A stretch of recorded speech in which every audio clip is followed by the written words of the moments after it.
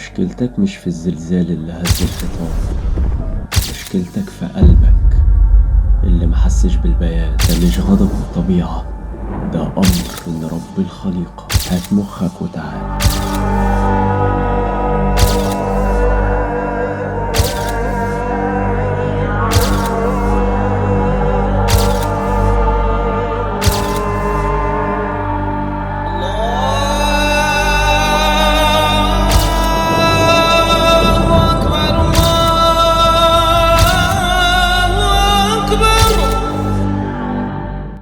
معاك درويش الفاتح، هفتح لك باب العقل الناصح وهرسم لك طريق للحق واضح. الزلزال اللي ضرب مصر من يومين كان عنيف شوية، الناس خرجت من بيوتها مفزوعة، لكن السؤال الحقيقي، هل خرجوا من ذنوبهم زي ما خرجوا من بيوتهم، ولا رجعوا تاني لنفس اللي كانوا عليه؟ الزلزال ده يا صديقي ما كانش صدفة، ده أمر مباشر من ربنا للأرض إن هي تتحرك.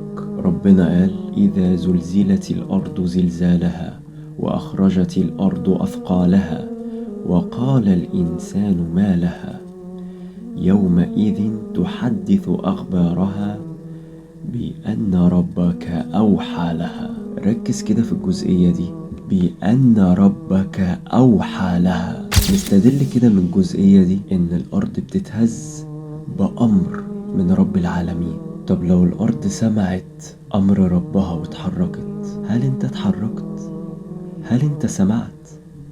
هل انت حسيت بالنداء؟ هل فهمت الرسالة؟ الأرض بتتهز بأمره، الجبال بتتشق لمشيئته، والبحار بتثور لما يشاء، لكن قلبك هل اتحرك زي ما الأرض اتحركت تحت رجلك؟ مشكلتنا مش في الزلزال يا صديقي، مش في الهزة اللي خرجت الناس من بيوتها، مشكلتنا فينا احنا. طب لو الزلزال ده ما هزكش، مستني ايه يهزك؟ هتستنى اليوم اللي السما نفسها تهتز فيه والأرض تنشق والناس تجري لاجئة للنجاة؟ النبي صلى الله عليه وسلم قال: إذا ظهرت المعاصي في أمتي عمهم الله بعذاب من عنده.